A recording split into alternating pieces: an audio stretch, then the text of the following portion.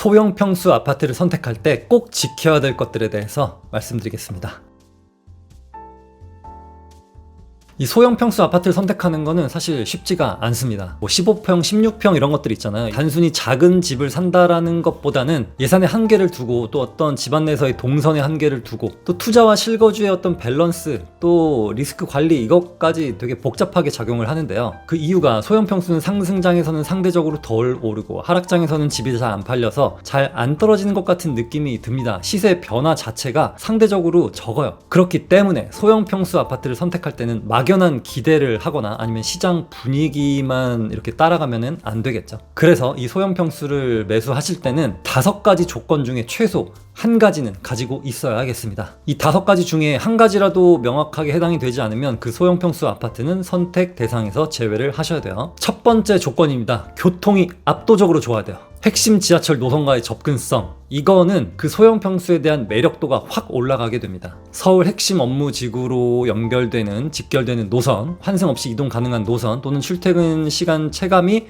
확 줄어드는 그런 노선, 이런 교통의 장점은 평수의 단점을 상쇄해 줍니다. 사람들은 집이 좀 작아도 출퇴근이 편하면 그래도 뭐 참을만 하지, 반대로 교통이 애매한데 평수까지 너무 작아버린다 이러면 작은데 멀기까지 하네, 이 차이는 수요의 양을 완전히 갈라놓겠죠. 두 번째 조건입니다. 신축이어야 됩니다. 커뮤니티와 조경은 체감 면적을 넓혀줘요. 소형 평수에서 신축의 가치는 대형 평수보다 상대적으로 클 수밖에 없어요. 왜냐? 신축에 있는 커뮤니티는 대형 평수 입주민이나 소형 평수 입주민이나 똑같이 쓸 수 있기 때문이에요. 뭐 헬스장이나 카페 라운지나 뭐 작은 도서관, 공원 같은 조경, 이 모든 것들은 실제 전용 면적보다 체감 주거 만족도를 크게 만들어주기 때문입니다. 내 집은 15평인데 단지 안에서 산책도 가능하고 커뮤니티에서 이런저런 시간도 보낼 수 있다면은 주거 만족도는 완전히 달라지겠죠. 반대로 구축의 소형 평수는 집안에서 모든 기능을 담아야 되고 이거는 시간이 지날수록 좀 피로도로 다가올 수밖에 없게 되겠습니다. 세 번째 조건입니다. 대기업 또는 대형 업무 시설과 인접해 있는가 아닌가, 직접적인 배우 수요가 있는가 없는가, 이게 또 중요한데요. 대기업 본사가 바로 옆에 있거나 IT 기업이 뭐 밀집해 있거나 아니면 연구 단지가 있거나 대형 병원이 있거나 금융 업무지구가 있거나 이런 곳이 바로 옆에 있다면 소형 평수는 언제나 수요가 존재합니다.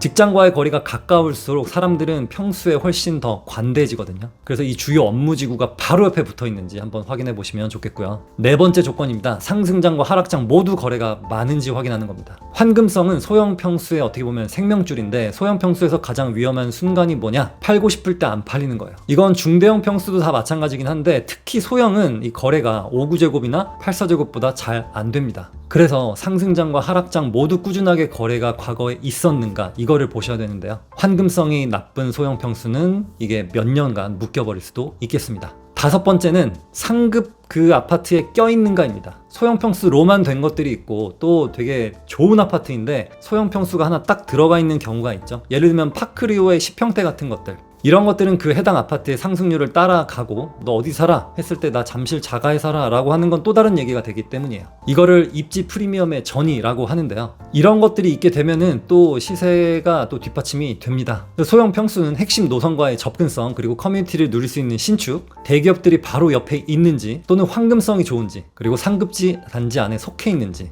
이 5개 중에 최소 하나는 만족하셔야 되고 많이 만족할수록 더 좋긴 하겠습니다. 이 소형 평수를 볼 때 더 깐깐하게 봐야 되는 이유가 뭐냐면, 일단 소형 평수는 공간의 한계가 명확하고요. 뭐 수납 공간이라든지 뭐 가족의 동선, 그리고 좁다라는 느낌, 이것들을 벗어날 수가 없겠죠. 그리고 또 하나는 대체재가 많습니다. 오피스텔, 도시형 생활주택, 빌라 이런 것들과 경쟁 관계에 있기 때문에 소형 평수 아파트는 아파트 프리미엄이 약해질 가능성이 커요. 그리고 소형 평수는 주로 1, 2인 가구, 직주 근접 수요가 많이 살기 때문에 단기 거주를 하는 사람들이 많습니다. 5구나 8사를 사는 사람보다 10평대 사는 사람들이 이사를 더 자주 하는 것을 보실 수가 있겠죠. 그렇기 때문에 방금 말씀드린 5가지 중에 하나라도 해당되지 않으면 그 집은 보지 않으시기를 바랍니다. 이 원칙만 지켜도 소형 평수 선택함에 있어서 치명적인 실수는 피할 수 있고요. 이런 이론은 사실 아파트를 찍어주는 것보다도 어떻게 보면 더 좋은 깊이 있는 내용이라고 볼 수 있겠습니다. 여러분들 공부에 도움이 되셨으면 좋겠고, 부동산 공부를 원하시는 분들은 나의 돈 많은 것 친구와 김부장 이야기 읽어보시면 도움이 되겠습니다.